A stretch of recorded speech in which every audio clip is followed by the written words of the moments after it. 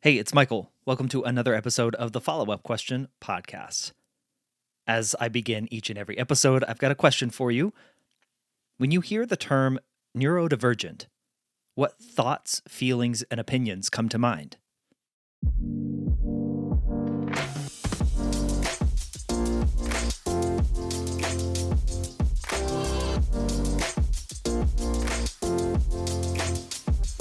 Welcome to the Follow Up Question. I'm your host, Michael Ashford. Come with me on a journey as I explore how we communicate well.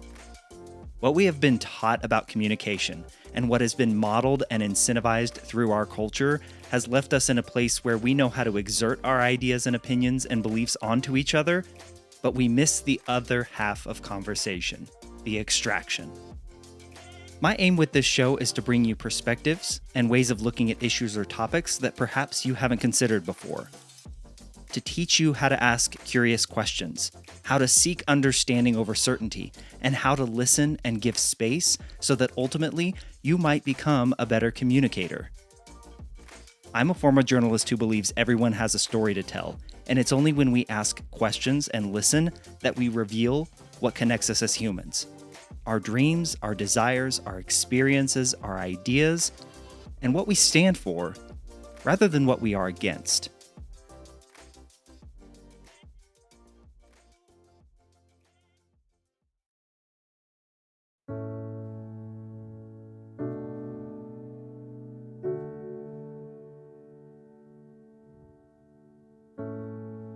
If you're anything like me, you've noticed over the past decade or so the emergence, or at least the increased use of, the word neurodivergent. And if you're anything like me, you've heard the term and made some assumptions about what it meant, what and who it described, and why it started showing up in more places and in more conversations, perhaps without really even understanding or knowing much of the backstory or the origins. Now, one of the reasons I started this podcast was to dip into the uncomfortable feeling of saying, I don't know, more often, and then going and seeking information that can fill that gap in your mind. And this episode, for me, and perhaps it might be for you, it's one of those moments. My guest in this episode is Meghan Bonde, a neurodiversity specialist and a former educator. And even she acknowledges the recent increase in usage of the phrase neurodivergent, despite the fact that it's been around longer than perhaps you and certainly I realized. But Meghan brings a different perspective beyond just usage of the word, as well as some terms and descriptions that might be new to you as they were to me. A common theme throughout this episode, I'm sure. As you'll hear Meghan explain, neurodivergent individuals have a different way of perceiving the world, and she emphasizes the importance of understanding these differences from a strength-based perspective, rather than how she believes they've been treated for so long as dividing labels.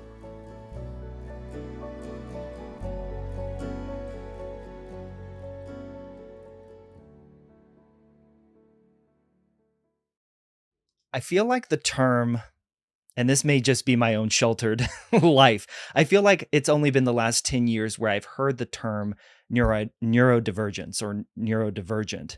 Is that true, or am I just not aware of these things? What is the, I guess, history of the term or the word?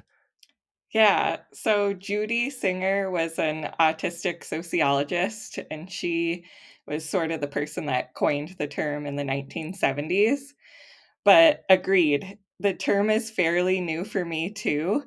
And it's just one of those movements that's been slowly building momentum. And in the last few years has really shined, and a lot more people are becoming familiar.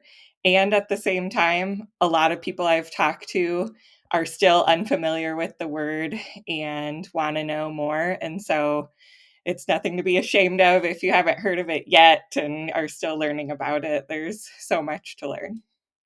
Well, I know you were an educator for 13 years, so I don't feel too bad that I didn't recognize a word from the 70s. Mm-hmm. If you're saying it's fairly new to you. Yep. What are we talking about when we hear that term? What is the definition, I guess, of neurodivergent? So, neurodivergent is describing an experience that's really different way of perceiving the world, different way of behaving, different beliefs than what's considered typical or common for a culture. And so it really is a way to look at differences from a strength-based lens rather than it's a deficit or it's a disorder to have a different way of thinking or a different way of being. Megan, when you describe it like that, and I don't know if you've felt this, but there are some people who are, I have heard, even averse to using that word. Like, why do we have to have this big fancy word or to describe what you just described, which is we're trying to shift the conversation towards a positive rather than a negative? Why do you think there's maybe some, I'll say, backlash against using the term? Yeah, I've definitely met people who feel uncomfortable with the word.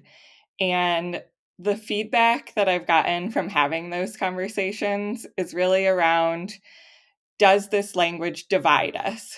Does it create this othering where Hmm. we're putting a box or grouping people? Where is the line? What does it even mean to be neurotypical versus neurodivergent, which is sort of the opposite words? And I think that they bring up a valid thing for us to think through because no one word is going to capture the complete experience of somebody's identity or how they perceive the world. I think that's important. The context that you just gave us. Giftedness is another word that you and I had previously talked about. My mind immediately goes back to I was in the talented and gifted program in elementary school. What are we talking about when we talk about giftedness as well? Yeah, so this is sort of the angle that I discovered neurodivergence and the concept. And giftedness does not have one agreed upon definition, just like a lot of things.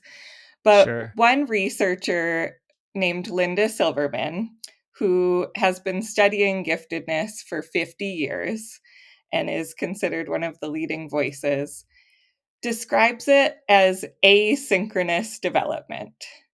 That there's really these wider gaps in people's strengths and people's challenges or things that are a little bit harder for them.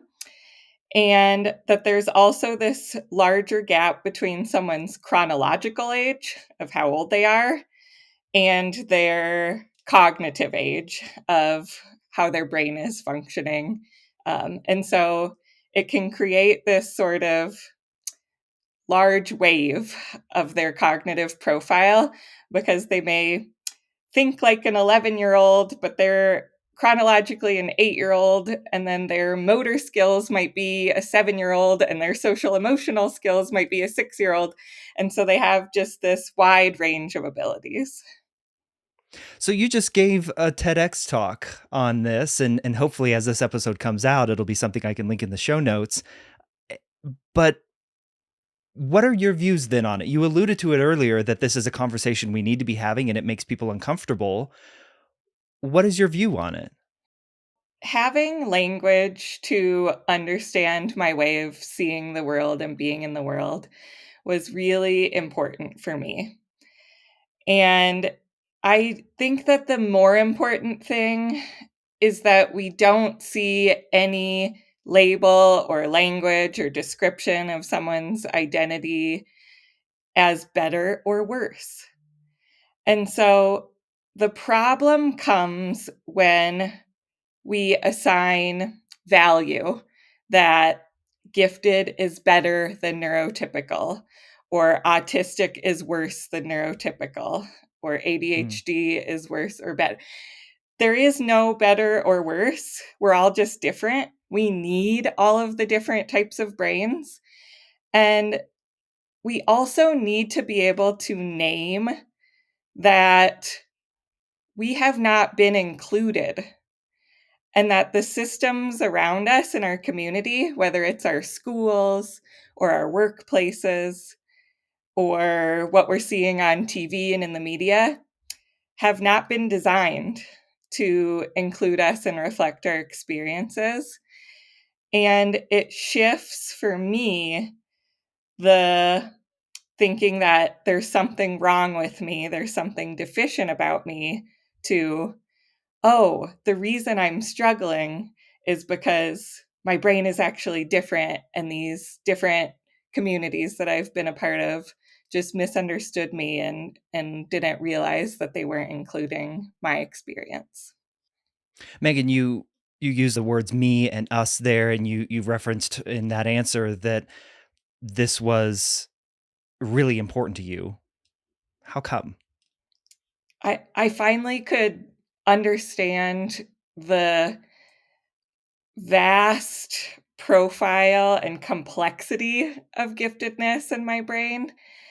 I realized that part of it is being highly sensitive, that there are these 5 intensities that are a part of the gifted profile. And understanding that I wasn't alone, being able to find my tribe, interact with other people who had some similar experience as me, and recognize when I was being gaslit, when people were telling me that you're crazy, something's wrong with you, that's not how things are, Mm. especially at my workplace. Understanding this piece about me and my identity allowed me to celebrate myself, see my differences as strengths rather than a deficit, and make changes in my life where I'm really thriving and being able to share the gifts that I do have and also get the support that I needed. Yeah. Yeah. Megan, forgive me. I'm unsure. I pride myself as somebody who knows how to ask a question, and I'm unsure how to ask this. So forgive me if I say this quote unquote wrong. What giftedness, what intensity are you experiencing in your life? Is it autism? Is it ADHD? Like, I help me out with the question here. What Yeah. are you experiencing? Is that the right question? Yeah, the so it's not to do with another identity of autism or ADHD. Some people who are gifted are twice exceptional, where they identify as both gifted plus ADHD, gifted plus dyslexia or autism.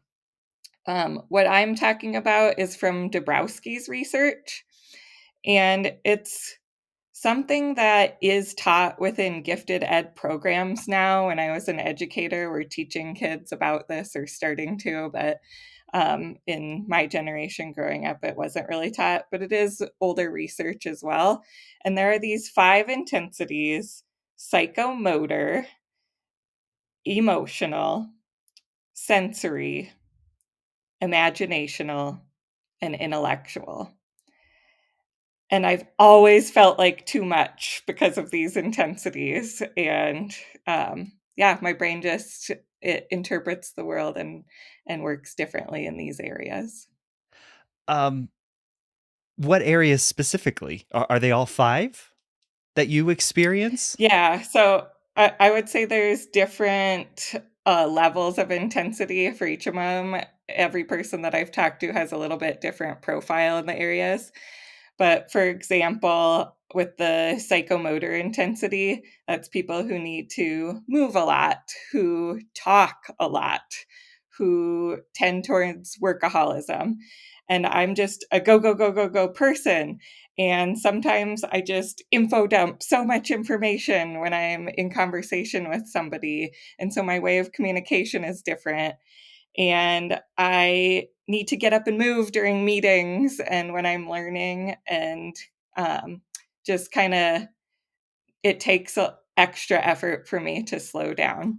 And so understanding that about myself, then the intellectual intensity, I am an avid reader, an avid podcaster. I have this insatiable thirst for learning. I could just be a college student for the rest of my life. And love to learn. And part of the intellectual intensity is being interested in thinking about philosophy, morals, ethics, deep thinking. And oftentimes I'm told that's too much, you're too complex, and being told, like, I don't understand what you're talking about, you're so nerdy. And then that came to a point where it connected with my emotional intensity because I'm so intense about learning about ethics and morals. I have an incredibly strong sense of fairness.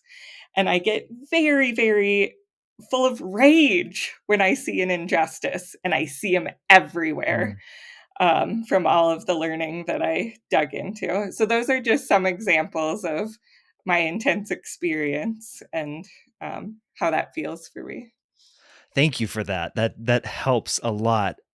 A question that comes up, and you kind of mentioned it there, but you can how does the intensities that you described, psychomotor, emotional, sensory, imaginational, and intellectual, how do those connect with or align or interact with autism, ADHD, dyslexia, giftedness? I'm trying to I find, I guess, the web here and how they're all connected, Megan, Mhm. and I'm having trouble piecing it together.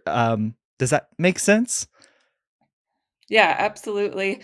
There is a ton of overlap between giftedness, ADHD, autism, even dyslexia.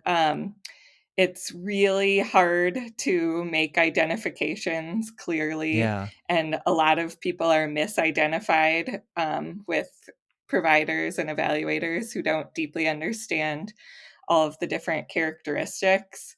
I often hear people share, I'm ADHD or I'm autistic, and I just discovered it as an adult. And when I look at their work and I hear them talk, I'm like, and you're gifted. You are twice exceptional. I can see that in you. And people don't share about their giftedness a lot. It seems like it's more okay to share about their autism or their ADHD than it is about their giftedness. That one seems to be like even more shame around that and more hiding and masking. But yeah, there's so much overlap in these different areas, and just looking at the different medications and therapies and different things that we try to support people. It's not a clear cut thing. It Yeah. really isn't. So you mentioned earlier that knowing this and having this experience, you have seen that it is not likely for workplaces or society at large to know how to appropriately integrate folks who are experiencing these intensities that you described. How so? How does that show up? Yeah, so for example, I used to be a educational leader in public education. I worked in a variety of roles, but often I felt like I was constantly having to hold back my ideas, my enthusiasm and passion. It made others feel uncomfortable. Um, I began to get incredibly overwhelmed by being a part of a system that felt so unethical and unjust. I saw students with learning differences, lots of neurodivergent students being punished, being treated really badly, not having their needs met academically or emotionally in the classroom, and then being pushed out. And really, even not getting identified, um, Hmm. being labeled as the bad kid rather than, oh, you actually just have some unique needs that, if we made some adjustments to the classroom, it would actually be good for everybody. And so it it was painful for me and started to just wear away at my soul to be Hmm. a part of that. And when I would speak up, to be like, "What are you talking about? How could you think that you're just so permissive? You think we should just let kids get away with anything and do whatever they want to do. You're for anarchy." And it's like, no, there's a different way. Let's talk about this. And that's what I definitely want to get into, but it brings up the question in my mind, Megan, can someone be intense on the intellectual side, for instance, and not on the psychomotor or sensory? Like, or is it we just experience the world in these five intense ways altogether? Does that question make sense? Yeah. So I think that everybody has a different and unique profile with some areas that pop out as sort of more salient, and you can kind of see this one's really obvious that I have a high intensity in this area and these other ones maybe not so much. But I would also challenge that person to really reflect on if there's any areas that they've sort of dismissed or been masking or hiding. Hmm. The sensory one, I didn't notice until I researched more. I was like, oh my gosh, I was a picky eater growing up. And I do gag at the smells of the trash can when I'm on cafeteria duty at my job. This is not a good duty for me. And I have zero energy left after I've been at an assembly at the school and it's been really loud and crowded. And I do love soft things and warm bonfires. I have Hmm. like an intense passion for art and music more than others. I just get so much pleasure out of these. And I just, I really struggle with dentist appointments, and I thought I was just being a baby. Like all of these different things, I started to understand and be able to notice, like, oh, wait, I do have sensory intensities that I didn't quite realize. And I found a lot of ways to navigate through them during my life. I know the line is probably blurred, but where is the line between intense preferences and these intensities that you just described and these ways that you experience the world? For instance, you talked about just being a sponge for reading and growth and like always wanting to be in that mode. Is Yeah, where is the line like really thick and gray and blurred between, those that as a preference and that as an intensity that you're describing? Yeah, I think so. I think that there are not clear-cut boxes, Yeah. and when you start to discover this, that the value in having language to describe it is like, okay, now I can understand myself better. I can have this way to find my tribe and not feel so alone in it. I can be able to explain myself. But it's not a clear-cut thing, and there are going to be people who identify as highly sensitive who will fall in these areas.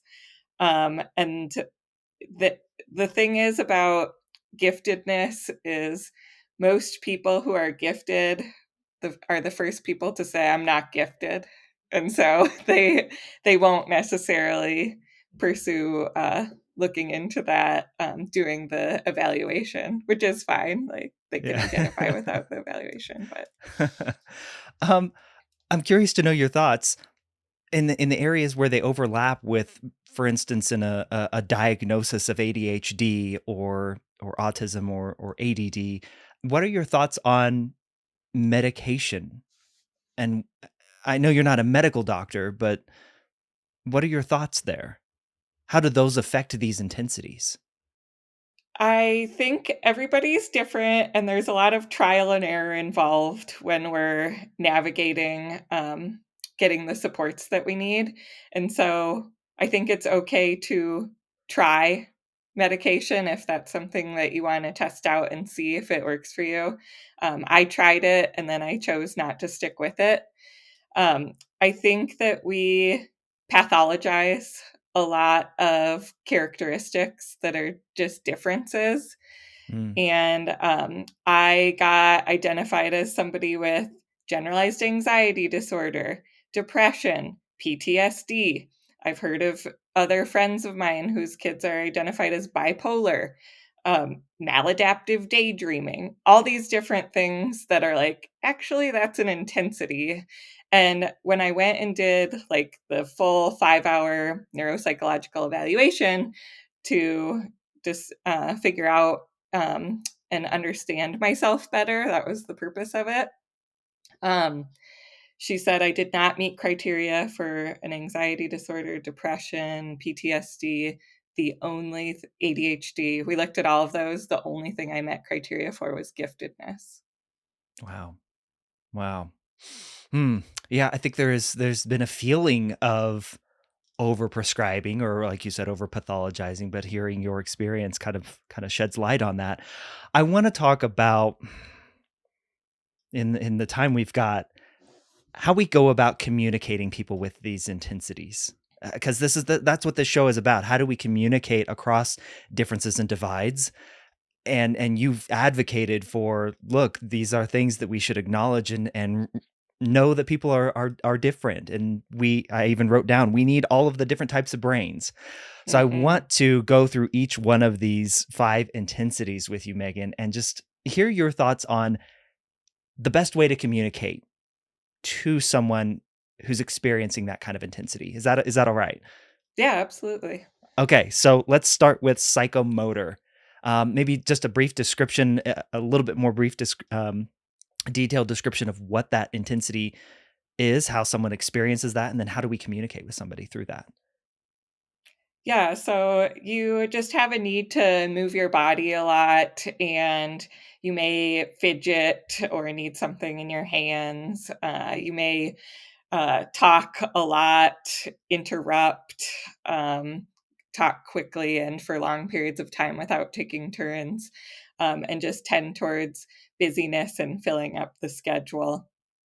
Um, and so, in being able to communicate with a person who's doing that, I think, for the moving the body, giving permission, saying, hey, we have a norm in here that it's okay to get up and move while we're doing this. And I've already provided some fidgets for everybody, and that's okay. Mhm. And however you need to work, whether you're in a classroom or at work, we offer standing desks and we offer different types of seating, and we encourage you to take walks and move around. Um, we support you in your communication style, and let's set some norms together collaboratively about how we can communicate and make sure that we can share the airtime. I love the norm make space, take space. Let's think about the different times during our conversations where we want to make space for the other person, and then when we want to take space and not just allow them to have all of the airtime. So those are the kinds of things. And then building in for that busyness piece, boundaries, help the person set boundaries to not burn out, by making it a universal expectation that we don't need to be working at all hours of the night, and we encourage lunch breaks and quiet time, things like that. So if I heard you right, someone with a psychomotor intensity can burn out because they're constantly trying to do? Am Yeah. I hearing that correctly? Yeah, and that's their sort of mode, and that should be celebrated and supported to help them set those boundaries and Sure. slow down. Mhm. The example as you were hearing, I was just, recounting, there's a lot of push in the leadership community or in the business world to go on, have walking meetings or standing meetings. Are Mhm. those things helpful? They can be. Everybody's different, and so it's mostly about lifting up the voices of the people that are involved and Yeah, really asking them, "How does this work for you? What could be improved?" Because each person's so different. And when we design to the edges of people whose brains are different, it's really gonna help everyone. great, great. All right, emotional characteristics and how we communicate with that intensity. So, a lot of times people think about emotional intensity as like big tantrums, deep anger, and that's part of it. But we also need to remember they're going to have the deep joy, the deep excitement about things too. And existential depression is a common thing with gifted people with this intensity. So, and that relates to what is the purpose? What's the purpose of life? And so, understanding what is the purpose of what I'm doing? How is this mission a part of something greater, something that I believe in? Being able to just get validated for their emotions. If they're frustrated or angry about something, to say, like, that I understand that. That makes sense why you would be upset. Let's talk more about that. And just have space for the excitement and the joy as well. Repeatedly teaching and creating that culture that the emotions are helpful, they're signs, there's no bad emotions, and when you experience them extra intensely, like, you might need time and tools and strategies where we all take some deep breaths together, or go on a walk, or do something to kind of move that through our body. You mentioned earlier that part of the emotional intensity was this overwhelming sense of justice or fairness. Did I hear that correctly? Mhm. Where did how does that come about? Yeah, that really impacts people with this intensity deeply, to see an injustice or have a perceived unfair thing happen. And so to be able to talk through those situations, it's not always so black and white as it feels for someone with an intensity. And so to be able to have them share their perspective and then learn and do some collaborative problem solving around, like, what can feel the most fair and the most ethical decision, while not getting stuck in very black and white thinking. Mhm. Hmm. Interesting. All right, sensory. And please describe how sensory is different than psychomotor. Just on the surface, it sounds very, very closely related, but how is it different? In thinking about the different senses, so if we're looking at sight, we can either have a strong pleasure from looking at art or seeing interesting lights or looking at nature, versus a strong aversion to fluorescent lights or flashing lights that really impacts us negatively Mm, and dysregulates us. okay. Then we go to hearing, where we absolutely love music or love this meditation, or we love loud concerts. We seek it, versus avoiding the toilet flushing or the hair dryer or the vacuum is horrible, or the clock ticking is so distracting, or we love the sound of a really high quality stereo system. And if it's poor quality, that really bugs us. Um, Things like that. And not being able to handle background noise at networking events, or when you're at a lunch table where there's multiple conversations going on, can be part of that hearing.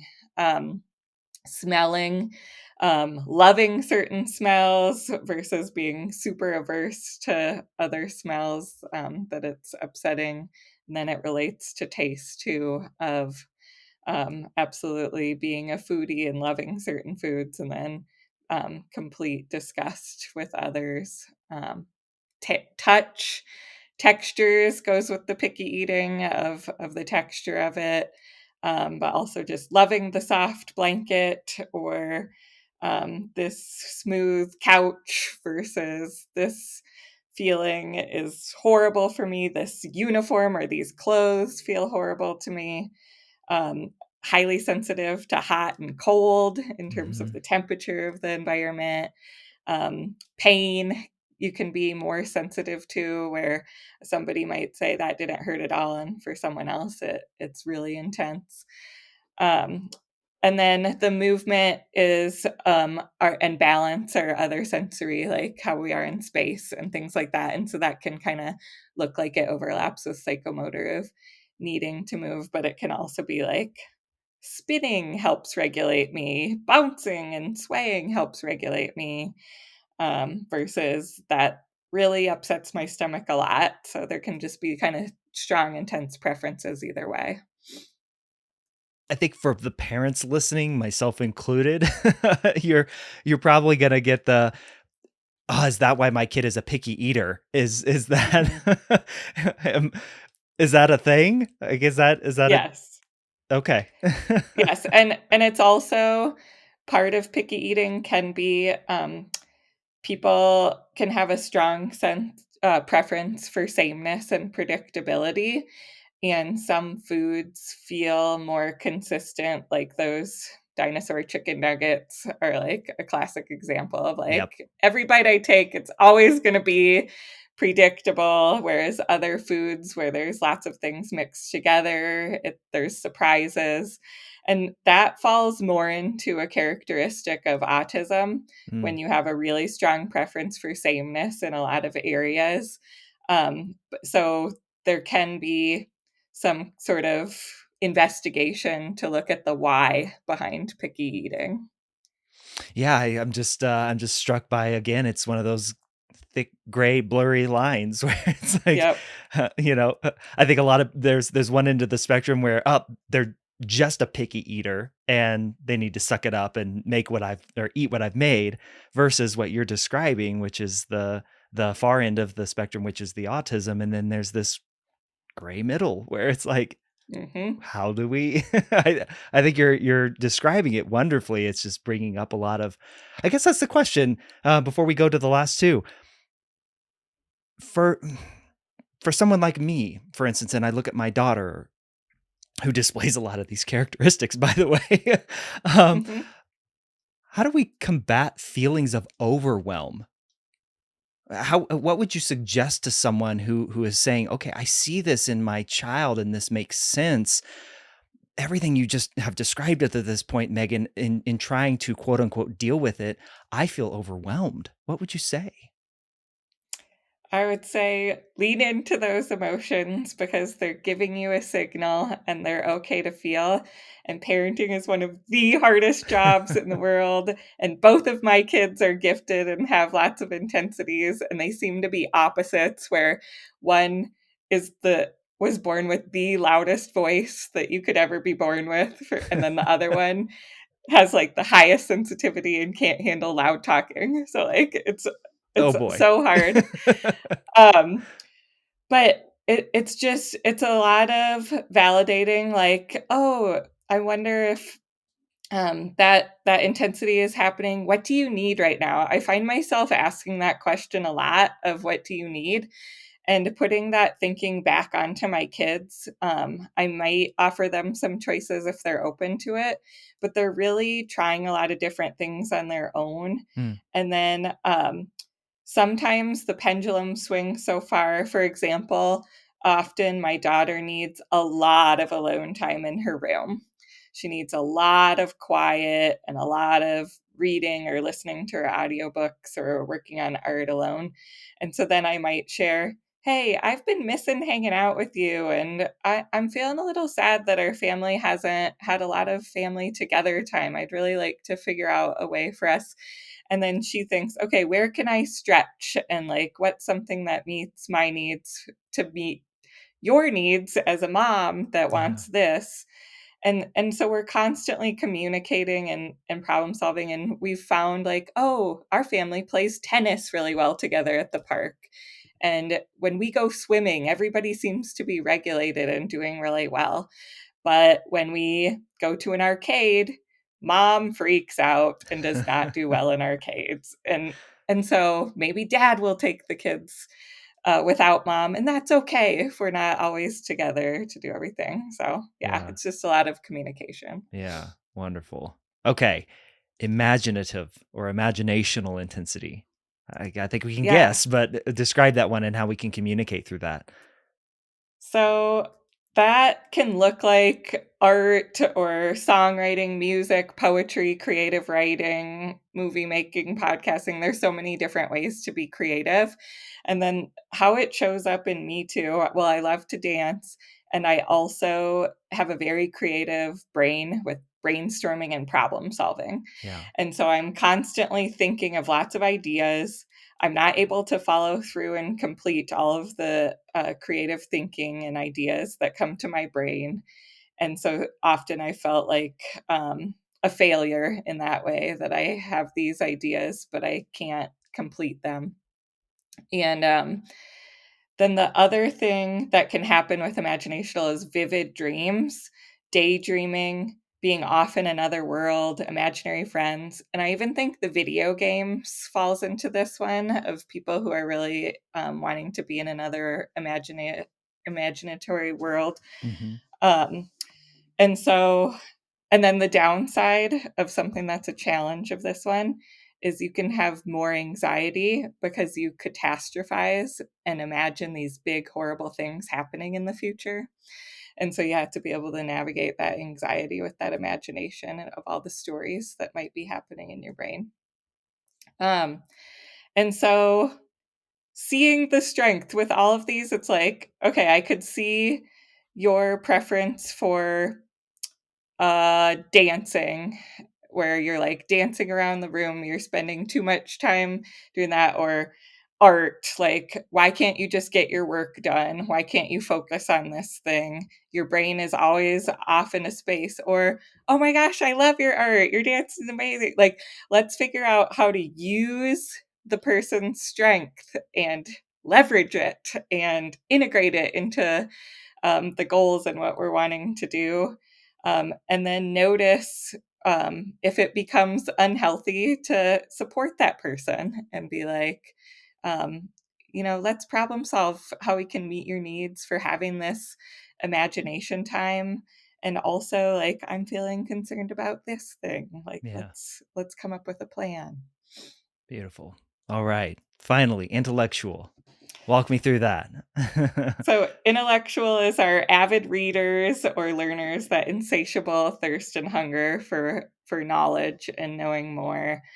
Um, and the thing about the intellectual is that when we meet the intellectual needs of somebody, their anxiety can decrease, their dysregulation can decrease. And oftentimes we don't pair those two things together. We think, like, oh, I don't want to dive into this intellectual. I'm afraid I'm going to put too much pressure on you to be an achiever and a perfectionist all of the time. And really, that intellectual intensity is a strong need that we have. It's important for us to be challenged and have our brain occupied with things that are interesting to us. It's very frustrating for people when someone who is very intellectual is not interested and not diving into a particular topic that they want the person to be intellectual about. Mm, And it's very specific, focused interests, or sometimes the interests bounce around, or there's a variety. But it's very much an intensity about that person's interest and nobody else's.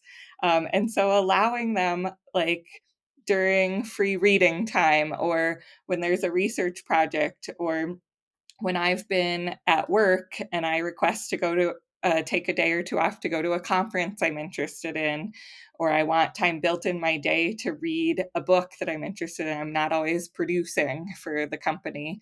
To make time for that, that's going to help that person thrive, do their best to meet those intellectual needs. Megan, the whole time you have done a fantastic job for me in helping me understand that there's this give and take, this push and pull of leaning into these intensities, but also setting boundaries. And Hmm. I'd love to kind of close with that. How do we recognize the boundaries that we can set? Is that a bring that person into the decision making process? Like, what is the process to set boundaries so that everyone can feel like their needs are being taken care of? Yeah, I mean, boundaries are not about the other person, they're just about the person setting it. And so when I set a boundary, I think about, what are my needs here? What are my emotions telling me?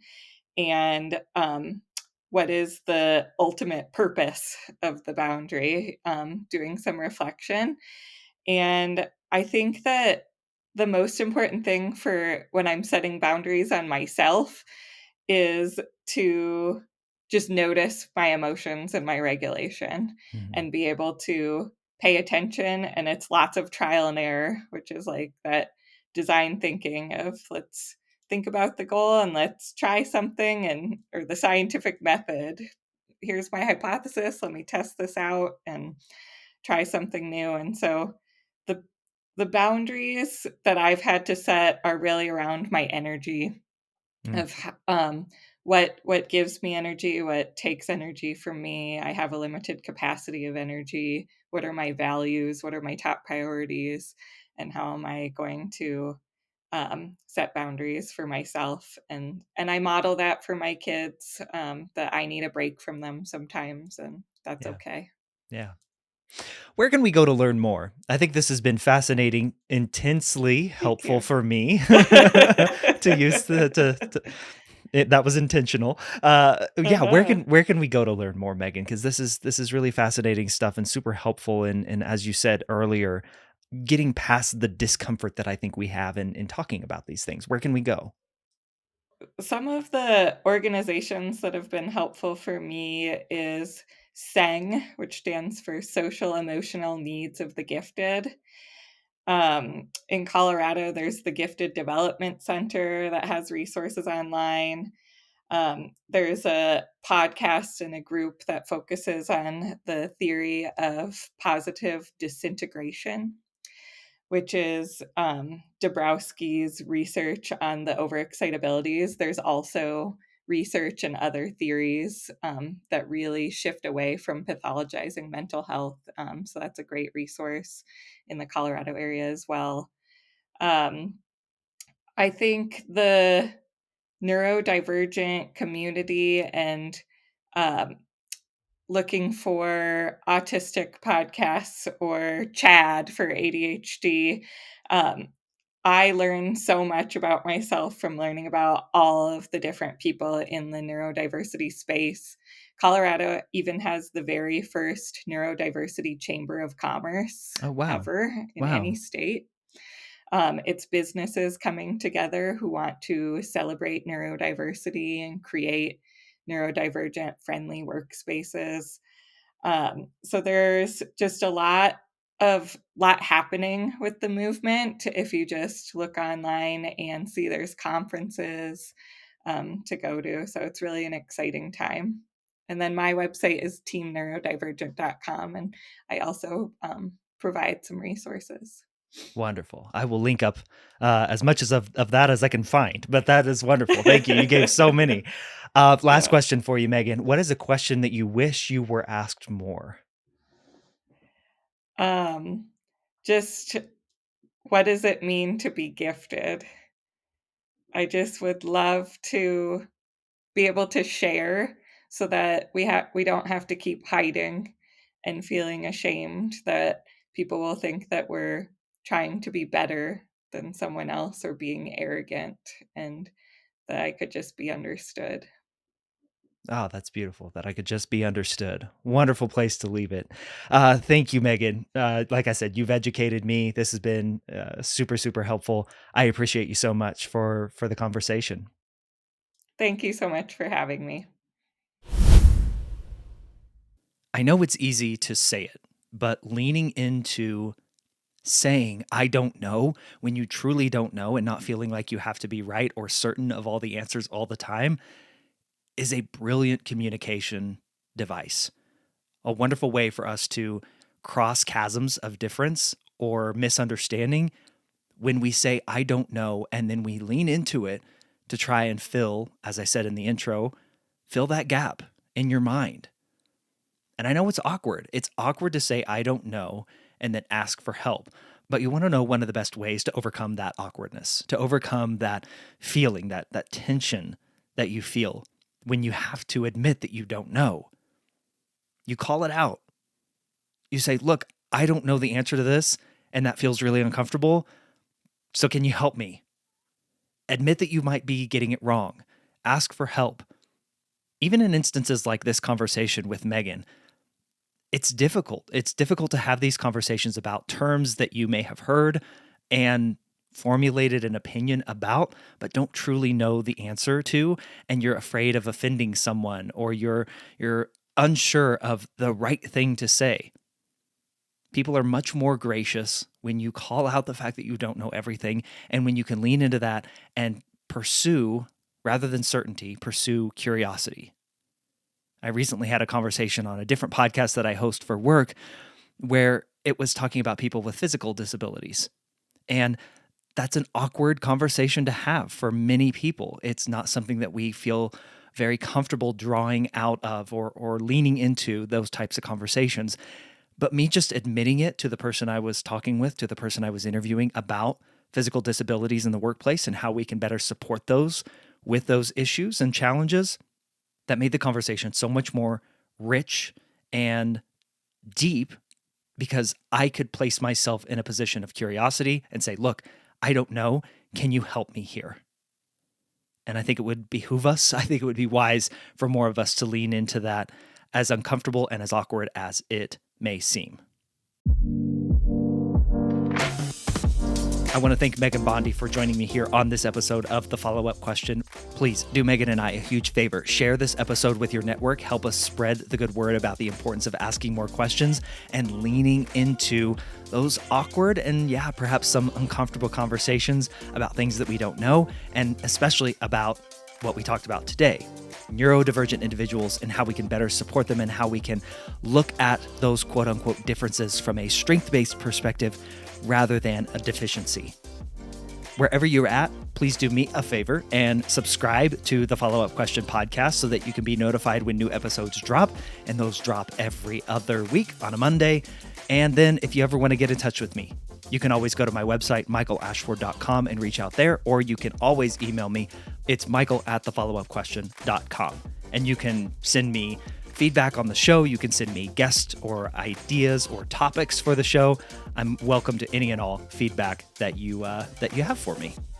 So that is it for this episode. Until next time, please keep asking questions.